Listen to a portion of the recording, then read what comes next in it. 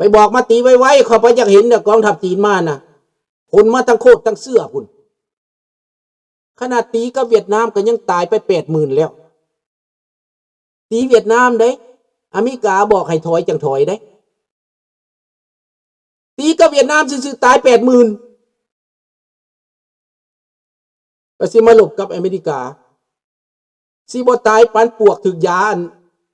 โพเลนดอนบ่เนาะ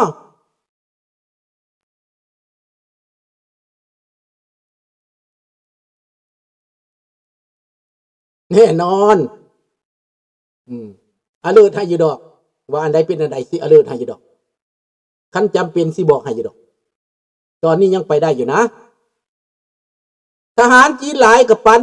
เอาไม่ลดเอาไปเอาทั้งมาตีไปกาตีไต้หวันทันก่อนไป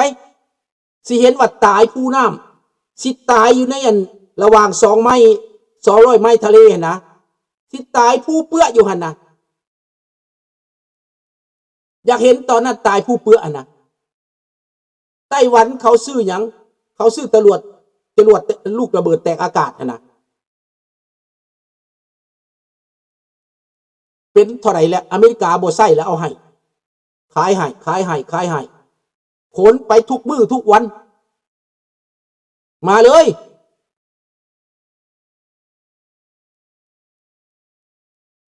กล้าบ่ล่ะ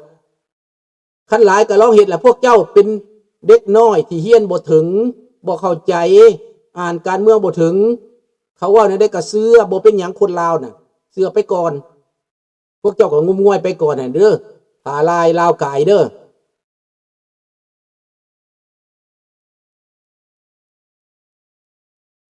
เอาไปโลด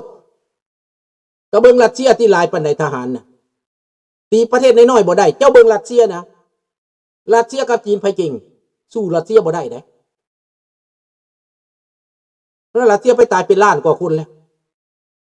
ยึดประเทศยูเครนได้แล้วบ่ยังเบิ่งเอาหั่นแหละไปเบิ่งเอาเด้ออะราตรีสวัสดิ์มื้อนี้น่ะให้ข้อมูลลึกปานนี้แล้วถ้าฟังอิหร่านถ้าฟังคิวบา